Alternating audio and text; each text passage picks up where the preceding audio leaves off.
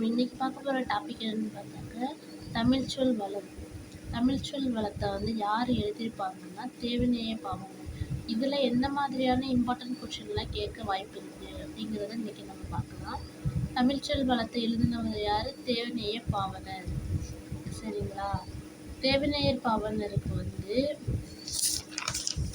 என்னென்ன மாதிரியான இயற்பெயர்கள் இருக்குது, இந்த இயற்பெயருக்கு ஏற்றவர் யார் அப்படிங்கிற கொஷின் கேட்கலாம்.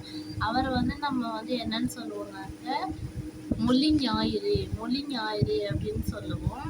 அடுத்து தனித்தமிழ் ஊற்று, இலக்கண செம்மல், தமிழ் மானம் காத்தவர் இப்படிங்கிற இயற்பெயர்கள்லாம் தேவநேய பாவலருக்கு உண்டு. இவருக்கு வந்து இந்த 4 சிறப்பு பெயர்கள் மட்டும் இல்லாமல் மொத்தம் 174 சிறப்பு பெயர்கள் வந்து தேவநேய பாவலருக்கு இருக்கு. அவர் ஆய்வு செஞ்ச நூல்கள் வந்து மொத்தம் 43 நூல்கள் என்ன பண்ணியிருப்பாருன்னா ஆய்வு செஞ்சிருப்பாரு.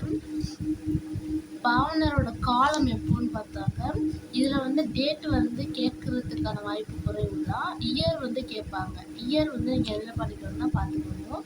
இயர் வந்து எந்த வருடத்திலிருந்து எந்த வருடம் முடிவு அப்படிங்கிறத பார்த்துக்கோங்க.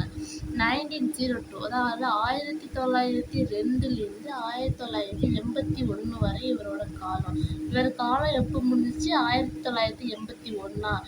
இவரோட இறுதி காலத்தை ஞாபகம் வச்சுக்கோங்க. அந்த காலத்தில் தான் என்ன நடந்திருக்குன்னா உலகில் வந்து மதுரையில் வந்து ஒரு பெரிய உலக மாநாடு நடந்திருக்கு 1981. இது ரெண்டு சேம் தான், நீங்கள் ஞாபகம் வச்சுக்கலாம் ஈஸியாக.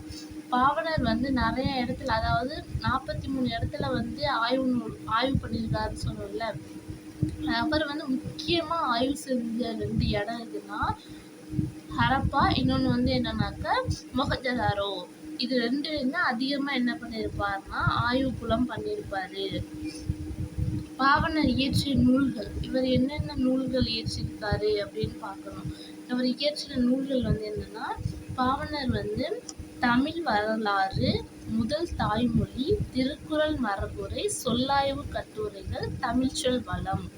தமிழ்ச்சொல் வளத்துல இந்த சொல்லாய்வு கட்டுரைகள்ல தான் நம்ம என்னென்ன எடுத்துருக்கோம்னா தமிழ்ச்சொல் வளம் அப்படிங்கிற ஒரு டாபிக்கை வந்து அவர் வந்து எழுதியிருக்காரு. சரிங்களா? இப்போ இவர் இயற்றிய நூல்கள் வந்து அந்த நூல்களை வந்து நீங்கள் எப்படி வந்து ஞாபகம் வச்சுக்கலாம்? தமிழ் முதல்ல திருக்குறள் சொல்லு, இது வந்து ஒரு கோட் வேர்டு தான். ஓகேவா? தமிழ் நீ முதல்ல திருக்குறளை சொல்லு அப்படின்னு நம்ம ஈஸியாக என்ன பண்ணோம், மெமரியில் வச்சுக்கலாம். அப்போ தமிழ்னா தமிழ் வரலாறு, முதல் தாய்மொழி, திருக்குறள் மரபுரை, சொல்லாய்வு கட்டுரைகள். இது ஈஸியாக ஞாபகம் வச்சுக்கலாமா?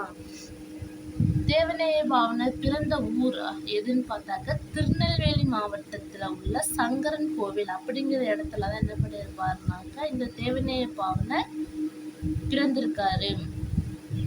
உலகின் முதல்ல வந்து தோன்றிய மனிதன் தமிழன் அப்படிங்கிறத வந்து நிலைநிறுத்தியவரும் யாருன்னா தேவநேய பாவனர் தான். அவங்க எங்க தோன்றினார்கள்? தமிழர்கள் முதலில் தோன்றிய இடம் வந்து குமரிக்கண்டம். குமரிக்கண்டத்துல தான் என்ன பண்ணியிருக்காங்கனாக்கா அவங்க தோன்றியிருக்காங்க. ஓகேங்களா? இவர் வந்து தமிழுக்கு மாநாடு நடத்திய முதல்ல வந்து ஒரு மொழிக்காக மாநாடு நடத்திய ஒரு நாடு அப்படின்னாக்கா எந்த நாடுனா மலேசியா. இந்த கொஸ்டின் வந்து மிக இம்பார்ட்டண்டான கொஸ்டின். இதை வந்து நல்லா மெமரி பண்ணிக்கோங்க. தமிழ்நாட்டுன்னு இல்லை, தமிழுக்காக மாநாடு நடத்திய முதல் நாடு எதுன்னு கேட்பாங்க. இது வந்து இம்பார்ட்டண்டான கொஸ்டின். ஓகேங்களா? தமிழ் சொல்வளத்தை பொறுத்தவரையும் நமக்கு வந்து பிரிவுகள் நிறைய கேட்க வாய்ப்பு இருக்குது. எப்படின்னா கிளை பிரிவுகள், இலை வகை, கொழுந்து வகை, பூவின் நிலைகள், பழத்தோல் வகை, அதாவது அந்த கெட்டுப்போன காய்கனி வகை. இதெல்லாம் வந்து நீங்கள் ஈஸியாக நம்மளோட பேச்சு மரபு இருக்குல்ல அதே மாதிரி தான் வரும். ஃபஸ்ட்டு வந்து அடிவகை. தாள்னா நெல், கேள், அதோட அடியை தான் நம்ம என்னன்னு சொல்லுவோம்னா தாள் அப்படின்னு சொல்லுவோம். தண்டுங்கிறத வந்து என்னன்னு சொல்லுவோம்னா கீரை, வாழை, அதோட அடியை தான் தண்டுன்னு சொல்லுவோம்.